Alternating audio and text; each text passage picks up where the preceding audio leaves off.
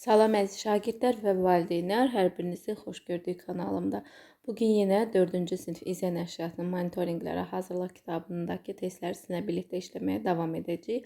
Artıq səhifə 97-dəyik. Monitorinq 9-un riyaziyyat suallarını həll edəcəyik bu videoda. Baxırıq 31-ci suala. 1 metrin 5'də 2 hissəsi neçə santimetrdir? Biz bilirik ki 1 metr 100 santimetrdir. Ona görə 100'ün 5'də 2'sini tapmalıyıq. 100'ü 5'ə bölüb 2'yə vururuq. 5'ə böləndə 20, 2'yə vuranda 40. D variantı. 32'yə baxaq. İfadəsinin nəticəsi neçə metr olar? Metrdən soruşursa, deməli hər birini metrə çevirəcək. Birincisi elə metrdə olduğu kimi qalır. Üstə gəl. İkincisi santimetrdir. Santimetr metrdən kiçikdir. Ona görə bölürük. Neçəyə bölürük? 1 metr 100 santimetrdir. Ona görə 100'ə bölürük. Bu edir 3 metr. Üstə gəl. Millimetrdə metrdən kiçikdir. Və 1 metr 1000 millimetrdir. Ona görə 1000'ə bölürük. Bu da edir 2. Və bunları toplayanda 47 eləyir. D variantı. 33'ə baxaq. 4'də 2 metr ipək lentin 5'də 2 hissəsi neçə santimetrdir? Əvvəlcə tapaq 4'də 2 metr nə qədərdir? 1 metr 100 santimetrdir. 100'ün 4'də 2 hissəsini tapırıq. 4'ə böləndə 25, 2'yə vuranda 50. İndi isə deməli 50 santimetrin bizə lazımdır 5'də 1 hissəsini. Bunu da tapmaq üçün 5'ə bölürük. Bu da eləyir 10. C variantı. Perimetri 96 santimetr olan kvadratın tərəfini tapın. Kvadratın 4 tərəfi var və hər biri də bir-birinə bərabərdir. 4'ü birlikdə 96-dırsa bir tərəfini tapmaq üçün 96'ını 4'ə böləcəyik. Bu deyəcək 24. D variantı. 875 metr çıx, 5'də 4 kilometr ifadəsini hesablayın. Əvvəlcə baxaq görək 5'də 4 kilometr neçə metrdir? 1 kilometr 1000 metrdir. Ona görə 1000'in 5'də 4'ünü tapacaq. 5'ə bölüb 4'ə vuracaq. 5'ə böləndə 200, 4'ə vuranda 800. Deməli biz 875 metrdən çıxmalıyıq 800 metri. Bunda çıxanda qalacaq 75. B variantı. 36'ya baxırıq. Şəkildə rənglənmiş fiqurun sahəsini kvadrat vahidlə ifadə edin. Bunu tapmaq üçün rəngli fiqurları sayacaq. Əvvəlcə tam olanları sayaq. 1, 2, 3, 4, 5, 6, 7, 8, 9, 10, 11, 12, 13, 14. Digərləri yarımçıqdır. Yarımçıqları necə sayacaq? İkisini 1 kimi sayacaq. 2 dənə yarımçıq oldu 1. Bu ikisi də yarımçıq oldu 1. Deməli biz saymışdıq 14. Bunlar da 2 dənə oldu. 14'ün üstünə 2, 16 A variantı. Keçdik növbəti səhifəyə 37'yə baxırıq. Düzbucaqlı formasındakı qutunun eni 4, perimetri 24'dür. Qutunun uzunluğunu tapın. Düzbucaqlığın əgər bir tərəfini və perimetrini verirsə, digər tərəfini tapmaq üçün əvvəlcə perimetri 2 yerə bölməliyik. Çünki düzbucaqlığın perimetri onun uzunluqla eninin cəminin 2 qatıdır. Ona görə biz uzunluqla eninin cəmini tapmaq üçün 24'ü 2 yerə bölürük. Yəni perimetri 2 yerə bölürük. Bu eləyir 12. Yəni uzunluqla eninin cəmi 12'dir. Eni də 4'dürsə, 4'dən nəyin cəmi 12 edir tapmaq üçün 12'dən də 4'ü çıxırıq. Qalır 8. C variantı. Düzbucaqlı formasındakı xalçanın uzunluğu 6 metr, sahəsi isə 18 kvadrat metrdir. Xalçanın eni nə qədərdir? Düzbucaqlığın sahəsi bilirik ki A vur B'dir. Yəni en vurulsun uzunluq.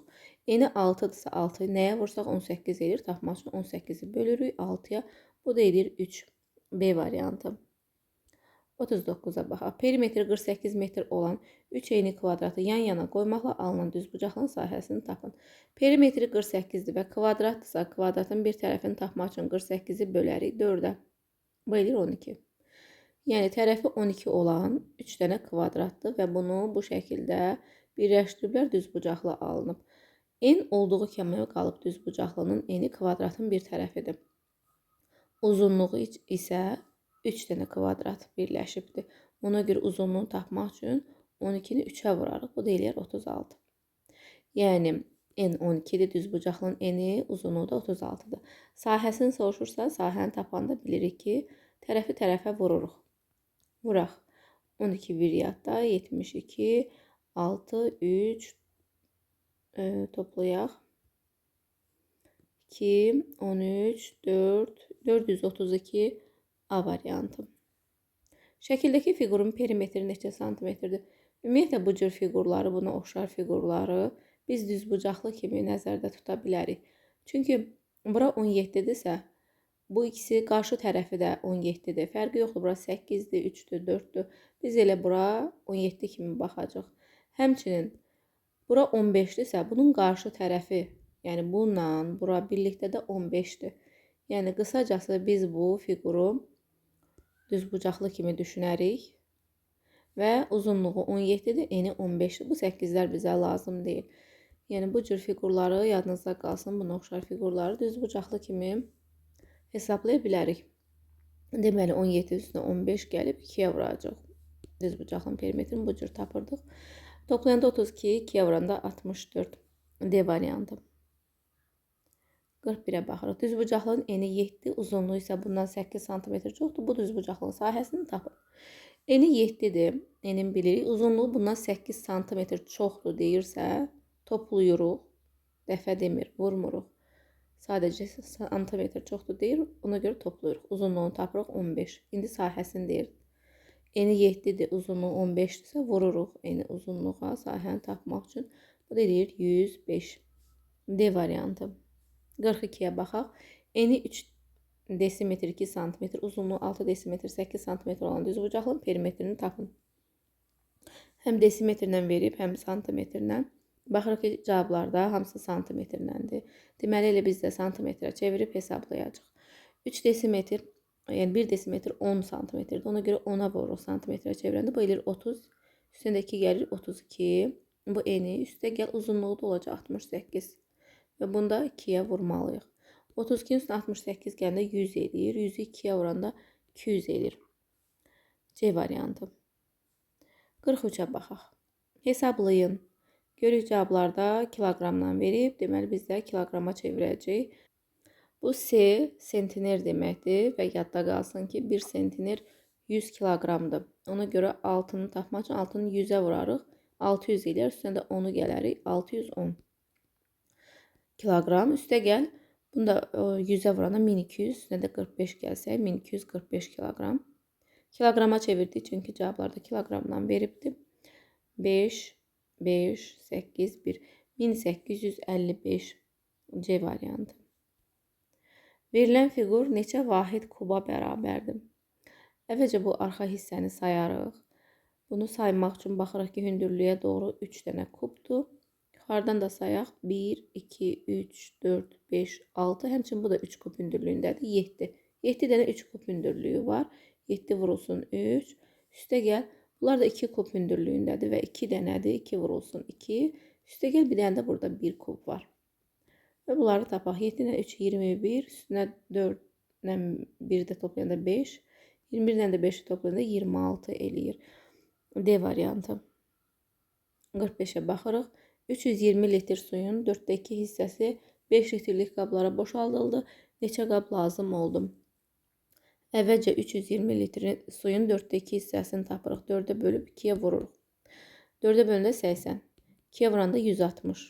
Deməli, biz 160 litri 5 litrlik qablara boşaldılıbsa 5-ə bölürük. Neçə qab lazım olub onu tapırıq. 5-ə böləndə deməli eləyir 32. D variantı. 46-ya baxırıq. 24 tonu kiloqramla ifadə edin. 1 ton 1000 kiloqramdır. Ona görə tonu kiloqrama çevirəndə 1000-ə vururuq. 1000-ə vuranda da ədədin yanına 3 dənə 0 gəlir. Bu da olur 24000 kiloqram. B variantı. 47-yə baxaq. Boş xanaya uyğun ədədi müəyyən edin. 5-də 4 dəqiqə neçə saniyədir? 1 dəqiqə 60 saniyədir. Ona görə 60-ın 5-də 4-ünü tapmalıyıq. 60-ı 5-ə böləndə 12, 12-ni 4-ə vuranda 48 eləyir. D variantı. Deməli, 604 saniyə A dəqiqə B saniyədir. Buna əsasən bu cəmi tapın. Yəni, nə deməkdir bu? Neçə dəqiqə, neçə saniyədir? Bunu tapmaq üçün nə edərik? 60-a bölərik. 604-ü, çünki 1 dəqiqə 60 saniyədir. Saniyə dəqiqədən kiçikdir. Kiçikdən böyüyə çevirəndə bölürük. Deməli, 60-ın içində bir dəfədir. 4 gələcək aşağı bölünməyəcək. 10 dəfə düşəcək. Qalıq da 4 qalacaq. Yəni, bu o deməkdir ki, 10 dəqiqə 4 saniyəyə bərabərdir. Deməli, burada A-nın yerində 10 oldu. Üstə gəl, B-nin yerində 4 oldu. İndi buradan C-dən D-ni də tapaq. Onu da tapmaq üçün 389-u böləcəyik yenə 60-a. Bu da düşür 6 dəfə. Çünki 6-nı 60-a vuranda 360 eləyir. 389-dan da 360-ı çıxsaq 29 eləyir. Deməli 6 bərabərdir o. 6 dəqiqə. 6 deyib niyə 2 yazdım? Maraqlıdır. 6 dəqiqə 29 saniyə. Deməli burada C-nin yerində 6 olacaq. Burada D-nin də yerində 29 olacaq. İndi bunları toplayaq. 10-un üstünə 4, 14 üstünə 6, 20, 20-nin də üstünə 29, 49 eləyir. B variantı alındı. Keçdik səhifə 100-ə. 49-cu suala baxırıq. Hər biri 6 kiloqram olan 240 qutu yağın 4də 3 hissəsi satıldı. Neçə kiloqram yağ qaldı? Əvvəlcə biz tapaq görək nə qədər yağ var. 240 qutudur və hər biri də 6 kiloqramdırsa, deməli 240-ı 6-ya vururuq. 24 2 yadda, 12 2 yadda, 14. 1440 kiloqram yağ var və bunun 4də 3 hissəsi satılıbsa, deməli 4də 1 hissəsi qalıbdır. Yəni tamdan 4də 3-ün çıxsa, bunu 4də 4 kimi fikirləşirik və çıxırıq qalıb 4də 1-i. Çünki bizdən qalanı soruşur. Ona görə qalanı tapacaq. 1440-ın 4də 1-ini tapmaq üçün 4-ə bölürük.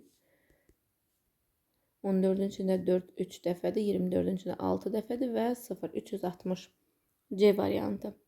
Əvvəlcə 1440-ın 4də 3-ünü də tapa bilərdik. Satılanı tapardıq ki, nə qədər satılıb. Sonra 1440-dan da tapdığımız cavabı çıxardıq. Tapardıq ki, nə qədər qalıb, amma belə daha asan olur məncə. Cədvəldə hansı saat yazılmalıdır? Yazıb saat 6:45, 95 dəqiqə sonranı soruşur. 95 dəqiqə neçə saat, neçə dəqiqədir tapmaq üçün 95 artıq 1 saatdan çoxdur, 60-ı keçib. Ona görə bu eləyir 1 saat. 95-dən 60 çıxanda 35 dəqiqə. Deməli biz 6:45-in üzərinə gəlməliyik. 1:35-i 1 saat 35 dəqiqəni toplayanda 80 7 80. Burada 80 də artıq 60-dan çoxdursa, deməli yeni saat yarandı. Onun yeni saatını veririk saatın üzərinə. 8 saat qalır. 60-ın da çıxırıq bundan, qalır 20. 8 20. B variantı. Sürəti 65 km/saat olan avtomobil 5 saat ərzində nə qədər yol gedər? Sürəti yəni 1 saatda getdiyi yoldur. Bizdən 5 saatı soruşsa, deməli 5-ə vuracaq. 25 2 yadda, 32 də yadda, 32 325 C variantı. Bir şəhərdən o birinə 75 km/saat sürətlə hərəkət edən avtomobil 4 saat getdikdən sonra sürətini 14 km/saat artırdı və qalan yolu 6 saata getdi. Şəhərlər arasındakı məsafə nə qədərdir? Əvvəlcə birinci getdiyi yolu taparıq. Sürətini verib, zamanı da verib. 75 km/saatla 4 saat gedibsə 75-i 4-ə vururuq. Yolun uzunluğunu tapırıq. Deməli 22 yadda, 28 2 yadda 300. 300 km gedəndən sonra sürətini 14 km artırdı. Sürəti 75 idi. 14 artırıbsa, üstə gəlirik, görək yeni sürəti neçədir? 89-dur. Və bu sürətlə 6 saatda getdim. 89-u da 6-ya vurub qalan yolu tapırıq. 54 5 yadda, 48 5 yadda, 53. Bu da sonra getdiyi yolda. Əvvəl 300, sonra 534. Deməli yolun uzunluğunu soruşursa, bunlar da toplayıb tapırıq ki, cavab edir 834 C variantı. Tənliyi həll edin. Tənlik çox sadə tənlikdir. X məchul toplananın yerindədir. Bilirik ki, məchul toplananı tapmaq üçün cəmdən məlum toplananı, yəni digər toplananı çıxırıq. Bu da bərabərdir. 0 3 7 730 B variantı. 54-də baxırıq. Hərəkətin hansı növü təsvir edilmişdir? Təbii ki, bu əks etmədir. Yəni biz bunun üzərinə qatdalasaq, üst-üstə oturacaq. Ona görə deyirik ki, bu əks etmədir. A variantı. Keçdik 101-ə. Hansı şəkil K hərfinin 270 dərəcə sağa dönməsini göstərir? 90-90 dönsə, yəni birinci 90 dərəcə dönsə K bu cür alınacaq.